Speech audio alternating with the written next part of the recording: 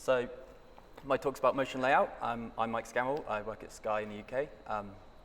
But we got a lot to do, so let's get started. So who here has actually heard of motion layout? Cool. Okay. Anyone used it? Okay. Anyone used it for anything fancy, reasonably complex? Okay, good.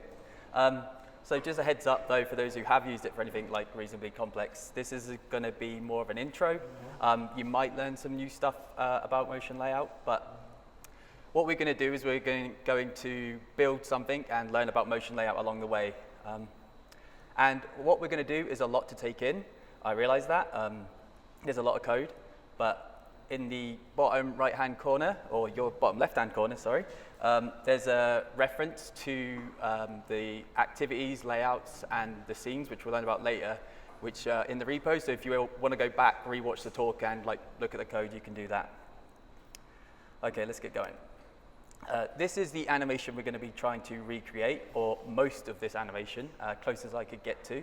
I saw this on Dribble, and I just thought, hey, it's quite complex. Let's see if we can put motion layout through its paces, see what it can do. But what is motion layout? So motion layout is a subclass of constraint layout. So if you're familiar with constraint layout, you're going to be familiar with motion layout. It has a min SDK of 18, which is Jelly Bean MR2. Now, I tried to think of the best way to describe motion layout, but I think Nicholas Roard, co-creator of motion layout, probably describes it best. He says that motion layout is a mix between the property animation framework, layout transitions with transition manager, and coordinator layout. And if you don't know what those things are at the bottom, they decided to release an update to constraint layout on my first ever talk at Joy-Con Italy, so I have to put a dig in where I can. So motion layout is really powerful. It's great for user interaction, and it's also fully declarative, meaning that we can describe it all in XML. So we're going to start by focusing on the animation where the no longer human book cover rotates and moves down the screen, and just ignore everything else.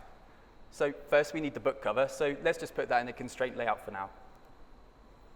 So this is our layout. We've set up all the constraints to put the book cover just off the center of the screen. And if you've used constraint layout before, then this should all look familiar. And this is what it looks like. All pretty simple so far, but it's not going to animate, and that's where we need motion layout. So all we need to do is update the constraint layout dependency to 2.00 beta 2, unless they've updated it while I'm talking, which wouldn't surprise me. And you just put that in our Gradle file. And as mentioned before, motion layout is a subclass of constraint layout. And because of that, it means we can just swap the constraint layout declaration for a motion layout one. And all pretty simple so far, right? But if we were to run that, we'd get a null pointer exception. And that's because we're missing a motion scene. And how convenient, something I haven't talked about yet. It's almost like I planned it. A motion scene is an XML file that lives in the XML directory in your resources folder. Once we've created our motion scene file, we need to reference it in our layout using the layout description attribute. This is our motion scene file. I think of a motion scene sort of like a director. It knows how certain parts of the film are going to play out. It knows how to go from one part to the next part. So that's how I think about it in my head. You describe how you want to move from one part to the next part using transitions. A transition can have certain attributes. It has an ID. It can have a start constraint set, like we're defining here, which is the constraints to use for the start of the transition. And then it has a constraint set end, which defines what it's going to look like at the end of the transition. There are plenty of other attributes that you can set. For example, you can set an interpolator, but these are the three attributes that we're going to be using for now. So we have our transition, but we need something to drive it. And with motion layout, we have two options, a swipe handler or a click handler. We're going to look at the swipe handler and come back to the click handler later. The swipe handler has a lot of attributes, so let's go through the things you're likely always going to be using. Firstly, we have the drag direction, which defines the direction of the motion that we're tracking. In our case, we're going to be tracking the downward dragging. There's on touch up, which defines what should happen when you've stopped swiping. And we're going to be using autocomplete, so that the transition will go to the end or start respectively. There are a few other options, like stop or decelerate, but you're probably most likely always going to be using this one. We have a touch anchor ID, which references the object that the movement will be relative to. And if we were to omit this from the layout, then the movement will just be relative to the X and Y in the motion layout. The touch anchor side defines the side of the object that was going to track your finger. In this case, we're saying that the bottom of our book cover should track our swipes. And lastly, we have touch region ID, which we've set to book cover. This means that the transition will only occur when we swipe on the book cover. Prior to this attribute being added to motion layout, the swiping motion was registered on the motion layout parent rather than on individual views. So before the updates came out, I couldn't actually do this. So this is fairly new. And it made creating driving transitions by swiping on views really hard. There are a few other attributes that we could use, such as max acceleration or drag scale, but we're going to keep it simple because we have a lot to do. So here's a quick example of using the on-swipe handler. We have our book cover, which is our touch anchor, and for the purposes of this example, we're not setting a touch region, so it means we don't have to swipe on the book cover. We have a touch anchor side, which we set as the bottom. So this means that when we drag down on the screen, the bottom of the book cover is going to move down, and motion layout will try and keep the distance between the bottom of the book cover and our touch point the same. We use constraint sets to define how we want things to look at the start and end of a transition. You could have intermediary steps, which are like natural stopping states. But whatever it is, they're ideally just a natural stopping point. So we're going to focus on just having a start and end state for now, just to keep things simple. This is our start constraint set. A constraint set is a lot like using constraint layout, but there are a few differences worth noting. The type for the book cover is not an image view like it would be in our layout. It's a constraint. The constraint will apply to the book cover we've defined in our layout. Any constraints here will override what we've defined in our layout. So for example, if in our layout we set the height to 1 dp, and in this constraint we set it to 300 dp, it's going to use the 300 dp. Within this constraint object, we can have a number of sub-elements. Here you can see we're using the layout and transform sub-elements, but there's also property set and motion sub-elements. Layout is for all the attributes used to define how your view's laid out. So constraints, height and width, margins, things like that. Transform is how you want to manipulate your view, such as scale, elevation, or like we've set here, rotation and translation. Property set is for alpha, visibility, progress, and we'll see this later. And then finally, motion sub-element, which we're not going to be using, but that lets you set things related to the transition, such as path motion arc, which is going to let you easily add arc motions, or transition easing, which would let you set an interpolator. So the great thing about sub-elements is you only have to define things in your motion scene that are going to change. So as an example, if we weren't going to change the book cover dimensions or the way it's constrained, we could remove the layout sub-element. And then that just leaves us with the transform sub-element. This keeps the motion scene much simpler. Before constraint layout alpha 3, you had to define all the attributes on the constraint, regardless if they change, which means things could get pretty crazy. So this is our start constraint set. Let's take a look at our end constraint set. In our end constraint set, the only difference is we're no longer constraining to the top and and we've reduced the width to 150 dp. So let's take a look. Oh no, I clicked off. Where's the mouse? There it is.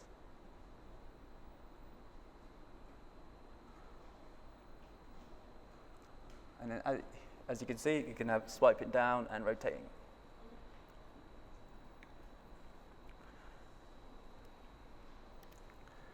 So now we just need to add in the synopsis card behind the book cover. There's nothing crazy. We just add a material card view to our layout with the book cover, and we just put a color and corner radius. And I've set the height and width because you have to, but we're not actually going to be using this, as we'll be using what's in the motion scene. These are the start constraint sets for the book synopsis card. I've omitted the book cover so that we can see everything. We set the height and width to 140 dp, and we give it a vertical bias of 0.35, which places it slightly higher up the screen. And we set the rotation X to -55. This is the same rotation value that the book cover ends up when it's swiped down.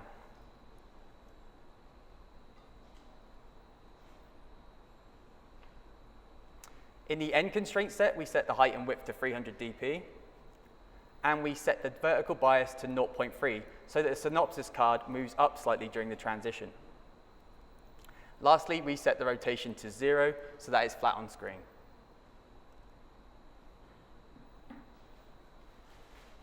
Staying in the end constraint set, let's make some adjustments to the book cover.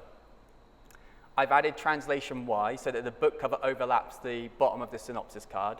And I'm also now constraining the book cover to the top of the synopsis card so that it's relative to that synopsis card at the end of the transition. The other thing that's changed that you can't see is that I've added elevation to the book cover in the layout. Now you're going to wonder why you can't see a shadow. Now, and that's because I've not set the outline provider to the book cover. If I set the outline provider to be the bounds of the image view, well, let's just take a look. It doesn't look very pretty. The rotation on the x-axis is screwing with the shadows for the elevation, but we'll fix this later. So let's take a look now. If I swipe down, you can see there we have our synopsis card coming in.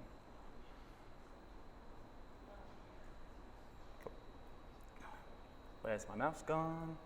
Eeny, meeny, miny, mo. Where are you? There we go. Great. So we've got our fancy animating synopsis card, but what good is a fancy animating synopsis card without synopsis text? I'm not going to show you the code, but we can just add in a text view to the layout file and also in our MotionScene. And we just constrain the bounds of that text view to the bounds of the synopsis card. We can also copy everything we've done for the synopsis card in our MotionScene and then just use that for the synopsis text, because it's going to be doing the same thing. But if we run that, it's going to look pretty terrible, and that's because we constrain the synopsis text to the start, end, bottom, top of the card, so the text spreads as the card grows. We can fix that by setting the width of the synopsis text to 300 dp, like the synopsis card. This is a mistake I made, by the way. And now it's going to look much better.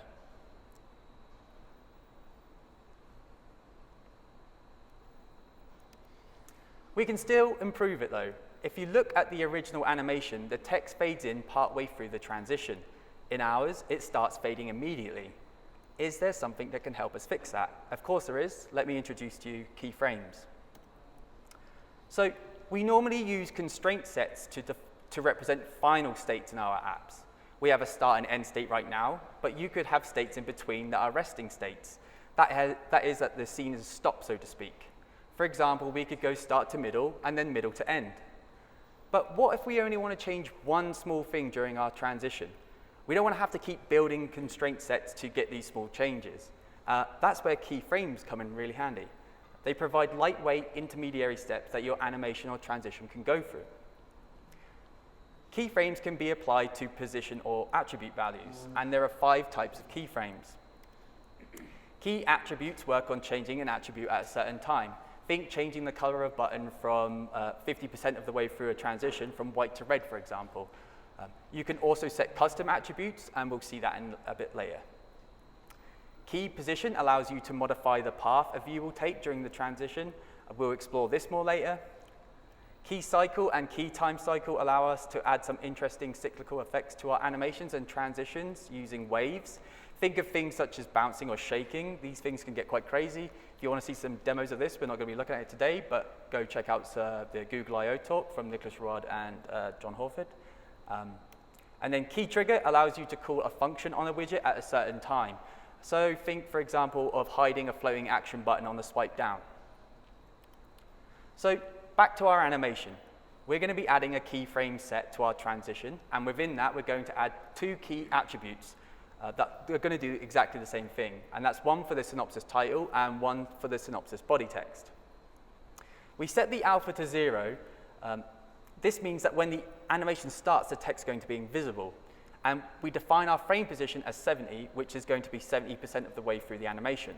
And I only decided on this after a lot of tweaking and playing. Again, hopefully, you're going to have access to a designer or a UI expert who will tell you exactly where to do this. So what this equates to is the following. Keep the text invisible until 70% of the way through the transition. When we hit 70%, then start animating the alpha from 0 to 1. So we go from invisible to visible. And let's take a look at the result.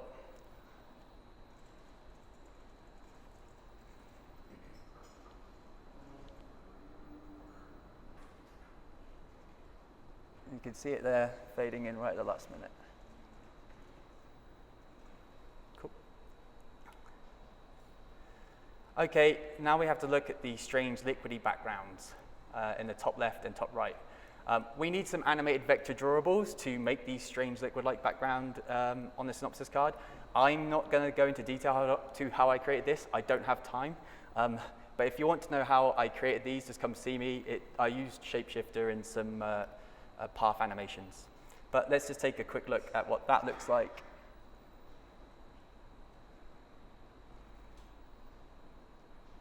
There we go. Liquidy. It's like a lava lamp. Okay.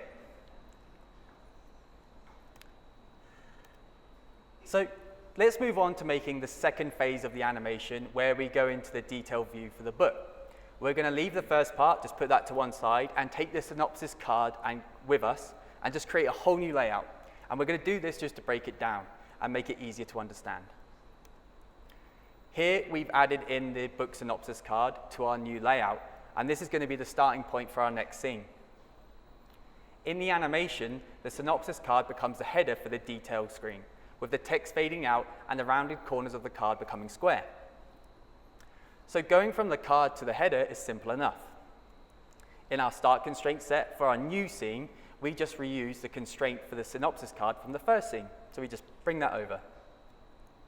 And then in our end constraint set for our new scene, we constrain the Synopsis card to the start, end, and top of the parent with match constraints so it fills up that top part.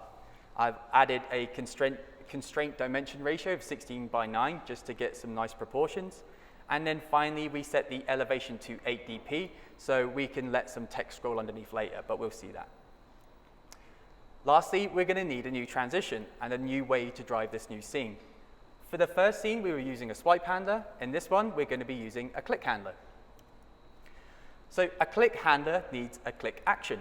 We're going to be using toggle, which will let us go back and forth between the start and end constraint sets by clicking that Synopsis card. I think 90% of the time, this is probably what you're going to be using. Other options we have are transition to start, transition to end, which is what toggle does underneath the hood.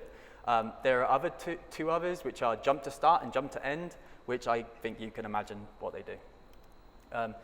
If you wanted to, though, you could further customize your click action. For example, you could have jump to start with transition to end, but we need toggle, so let's get back to making our transition. We're also going to need a widget to target, and that's going to react to our clicks. We're going to be targeting the book Synopsis card.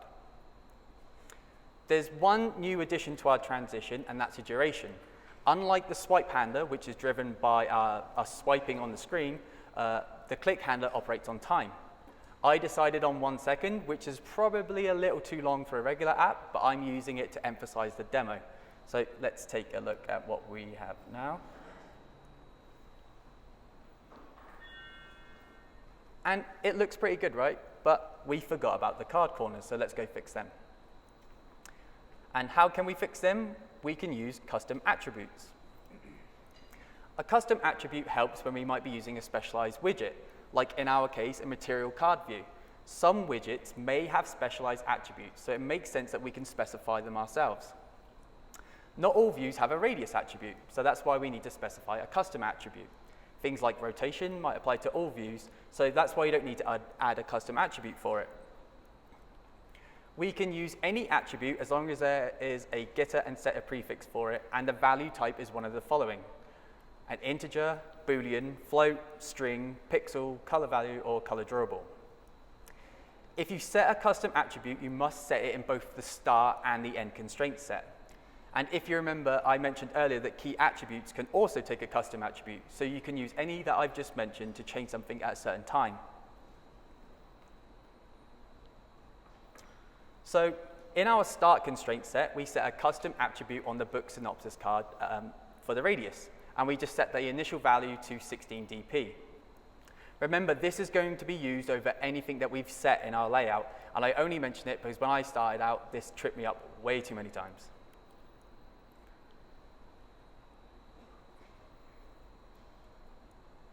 In our end constraint set, we set the radius to 0 dp, so we get those square corners.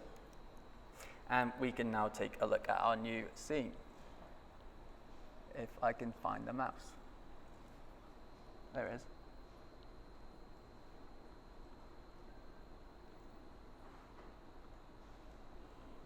Back.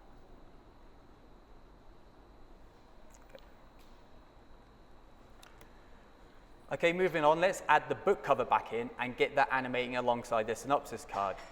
As you can see, the book cover animates over the top of the synopsis card and there is a shadow. So we're going to need to sort out that shadow issue that we had earlier. So again, we can steal the constraints from scene 1 for our book cover and then put them in our start constraint set for scene 2. Next, we add back in the 4dp elevation. That ensures the book cover stays on top of the synopsis card. And we can also add in a custom attribute. We set the outline spot shadow color to transparent so that we get the elevation, but we don't get the shadow. Now, I tried to set the outline ambient shadow color as well. That's responsible for setting the shadow from the light that comes down about 45 degrees from the top of your screen. I always got an array out of bounds issue though. Luckily, if you can't really see it. So if you can't really see it, does it really matter? For me, no, let's carry on and being productive. This is our end constraint set. And we set the book cover outline spot shadow back to black so that we can see this shadow. And we're going to increase the elevation to 12 dp so that the book cover sits on top of the header and we have a nicer shadow. Let's take a look at that now.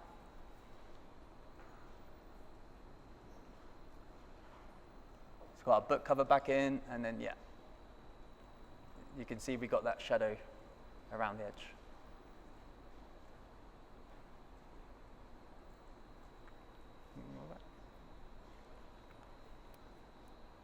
So now let's add back in the text for the book synopsis card. And if we look at the original animation, we can see the text fades out just after we tap on the synopsis card, and it moves to the top. So what have we used already that can help us do an animation at a certain time? Key attributes. So we just add in our keyframe set to our transition, just like before, and we target the synopsis text and the title and the body text, and we set the frame position to 10 and the alpha to 0. This means that the text alpha will start reducing from 1 to 0, from the start of the animation to 10% of the way through. After 10%, it's going to be invisible, so we're not going to see it anymore. In our start scene, we add the synopsis title and text, making sure that we set the elevation. Otherwise, the text is going to disappear because the synopsis card's elevation increases as the transition happens. And then in our end scene, we set the elevation for the synopsis title and text to the same as the synopsis card. So we ensure that we see the text fading so its elevation fades like the synopsis card does as well.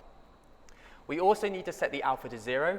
Why? Because if we don't, 10% of the way through, the text is actually going to start fading back to black, as by not setting the alpha, we're going to get the default alpha, which is 1. And let's take a look at that now. And as you can see, the text fades out pretty rapidly.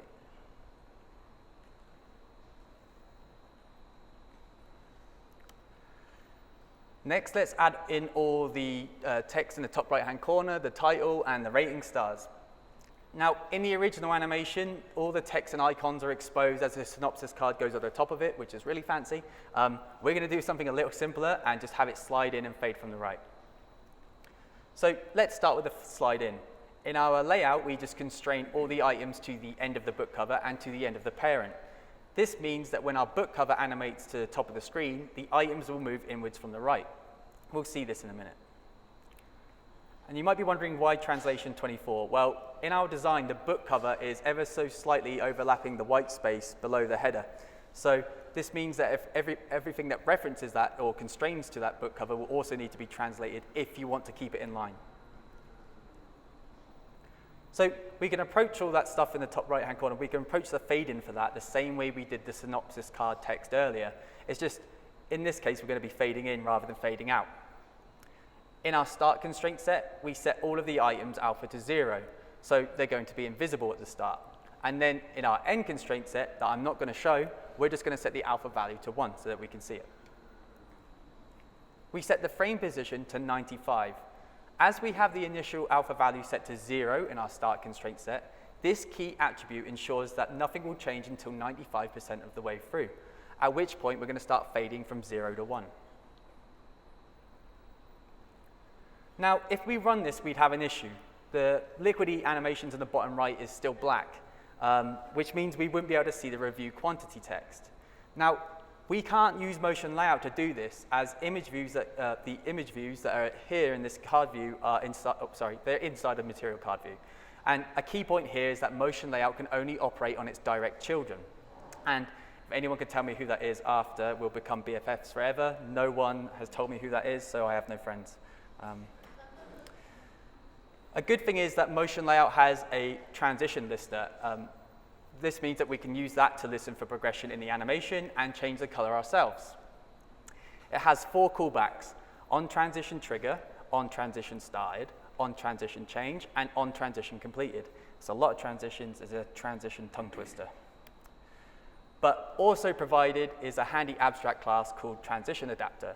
So we only have to override the callback that we want to use. In our case, we're going to be using the on transition change function, as we need to know the progress of the animation to animate a new white color in over the top so that we can see the text properly. In the on transition change callback, we create our color using the handy color util set alpha component method. The first parameter is a color, in our case white. We then calculate the alpha value we should be using with the progress, and then we're going to get that white fade in gradually. Then we set each animation's color filter using a Porter-Duff mode, and we're going to be using a top so that the white color gets applied on top of the original black. There's a link to the Porter-Duff mode documentation at the end. It's really good if you want to know more on that. So let's take a look at what we have now.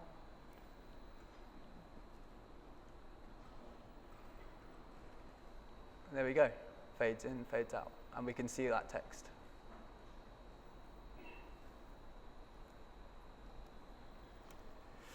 Now on to the favorite bookmark and red buttons. And as you can see, the buttons arrive and fade in a staggered fashion.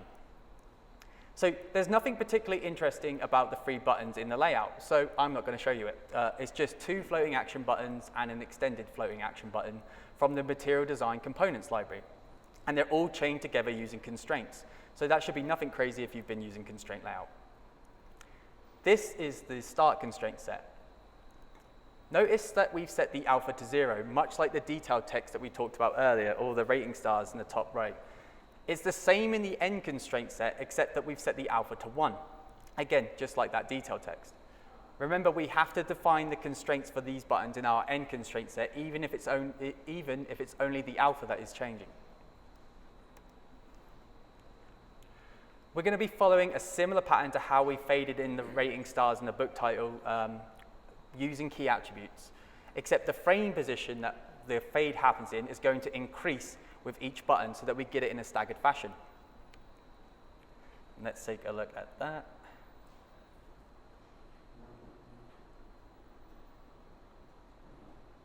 And you can see them fading in.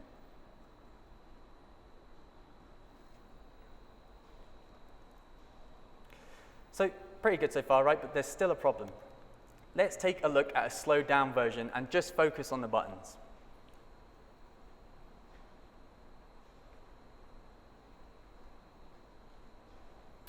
Does anyone see an issue compared to the original animation? Let's do it again, but let's turn on a really handy feature of MotionLayout called Debug Paths.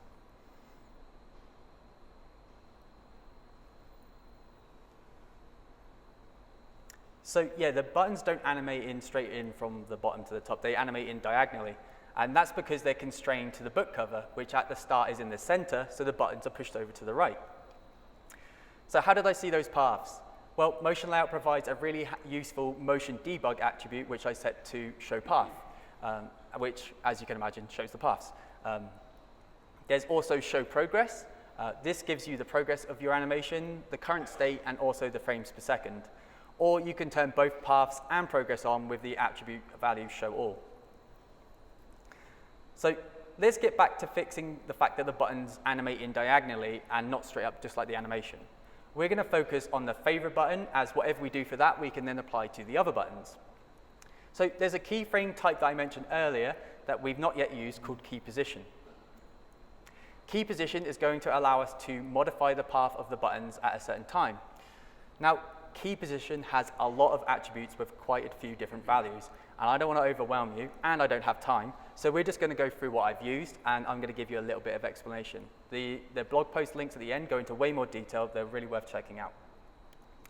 So curve fit determines the interpolation curve that applies to the keyframe. We're using linear rather than a default spline. Spline is normally the default and is normally better as it provides a smoother transition. Frame position, we've seen this before. We're applying ours at 0, so as we want the button to immediately move to its end position at the start of the transition. And we have %x and key position type. So %x allows us to express our favorite button's position in adaptive terms. We don't have the power of the positioning system that constraint layout has in a keyframe. So making them adaptive means that we can more easily adjust to screen orientation or different density of devices. %x is directly affected by the key position type, which reflects a coordinate system. We're going to be using delta relative, which determines its coordinate system by using the start and end of a widget's position. There's also parent relative, which is based on the parent dimensions, which typically would be on the phone screen if using a full-size layout. Finally, path relative determines its coordinate system based on a direct line between the start and end position of a widget. But let's get back to what we're using, delta relative. We're setting our %x to 1 because we want our buttons to move straight to their end x, which puts them in a straight line below their end position. If, for example, we put the %x to 2, we get something similar to this. And in essence, we've doubled the x distance we'd normally move to get, we've doubled the x distance we've normally moved to get directly below our end position. And as you can see, the %x and key position types open up some really powerful tools for creating complex movements during our animations and transitions. Okay, back to our key position type. Our motion target is the favorite button, and we're applying transition easing. We're using a decelerate interpolator provided to us by MotionLayout so that the button shows towards the end of the transition. Other provided interpolators are linear and accelerate. Now we just have to repeat this for the bookmark and red buttons, and we're done. So as you can see, in the past, we have all our buttons moving directly to below their end x and then straight up to their respective end positions. But we're still not done, though. They're not staggering in. And an easy way to fix that is just to offset our buttons. We can do that by setting a translation y on all our buttons using KeyAttributes. This means that when we get to 80% of the way through our animation, the favorite button is going to move down 24 dp and then start fading in as it finally reaches the end state. And then we can do this for the other buttons just with a larger translation y, so we're going to get that staggered effect. And it's also worth noting there is a motion stag value. I'm not using it because this is just easy, but that's worth checking out. And let's take a look at that.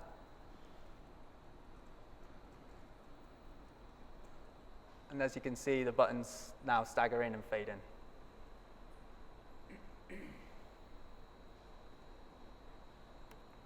The last thing we need to do is add in the scrollable list below the header. In the layout, the list is just a couple of material card views that are wrapped in a scroll view, nothing fancy. I'm not going to show you that. The setup in the start constraint set is nothing new that we haven't seen already. We set the alpha to 0 so that it's not visible, and we're just going to constrain the list to the bottom of the parent so that it's going to be off screen. In the end constraint set, we set the list to the bottom of the book cover so that it's slightly offset from the header because we have the overlap, remember, for the book cover. And we also constrain the bottom of the parent to the bottom of the parent to the scroll view so that so it fills that rest of that white space so we can scroll the content. Lastly, we need to add a key attribute value to start fading the list 50% of the way through, so it's already on screen when the fading starts to happen. So we can take a quick look at what that looks like now.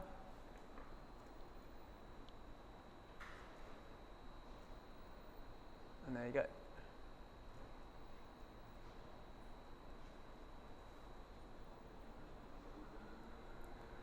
And we're pretty much done. So now we can combine those scenes together by merging both our layouts and combining our motion scenes. We only need 3 constraint sets for this combined scene with 2 transitions to trigger the transitions between them.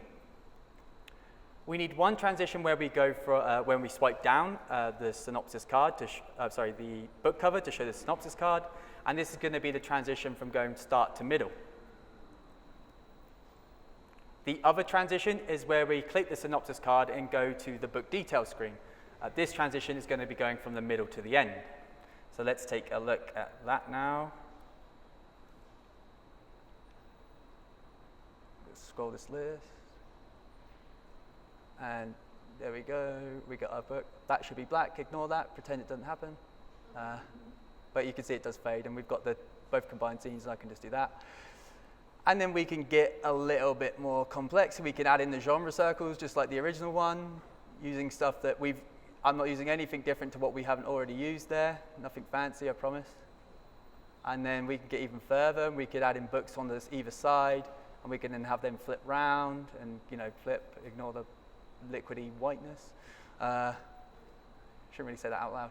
And we can go even further, and we can ask a different book. Chet Hayes, Roman guy, never heard of him. Anyone read this book? I haven't read it. That's definitely not the synopsis text though. 3 stars. Not worth it. Oh, what's this? It should be about Flutter. This guy gets around, he can't get enough of it, can he? Okay, so let's get back. So what you've seen there is quite crazy, but I just want to also show you can use it for much simpler things as well, right? So here, this is my own little side project, and as you can see, I'm using the motion layout there in the toolbar. So you can do things like that. There was no backdrop material component library, so I made my own using motion layout there. That's just that backdrop is the filtering. That's if you go to the material.io website, you can learn about backdrop if you really want to. Or you could use it for a bank where you want to have a fancy card selection animation. So this was an Android developer at Monzo, which is a bank. They've got this fancy, you can pick your own card if you pay them enough money. Am I promoting? I should get money for this. So I recreated it in motion layout. So you don't have to use it for the crazy stuff. There is plenty of applications for it. So what are some of the considerations you should make when using motion layout? There's still no GUI. I know it's being worked on, but with really complex animations like the one we saw before, things can get quite crazy in the XML. But when this comes out, I can imagine a lot more of you probably jump on it. So recycler view and lists, you can do it. Nicholas Rouard has demoed it, and I was trying my hardest to get it working for me before I came to this, but I didn't have time to do it, unfortunately. But it is doable. You can use it with recycler view, and you can also imitate a recycler view with motion layout. If you go watch the Google I/O talk that they did, Nicholas Rouard demos how they did it. I couldn't quite get it working with what I've got, but I'm going to continue to work on that, so keep an eye on the repo. It's in beta, so the API is now stable, but things can still break. Unfortunately, I have seen some things break from beta 1 to beta 2. So you're going to have to use your own judgment if you're going to use this in production. I know that I've talked to other Android devs, and they are using motion layout in production. So also, I think there's a possibility if you get too complex, you're going to get performance impact. So this is the most complex animation that I had there, running on a HTC 1M7 from 2013, and it's on Lollipop. So you can see the FPS hovers around 30. I tried to use Glide, and I didn't really make any other attempts to optimize it.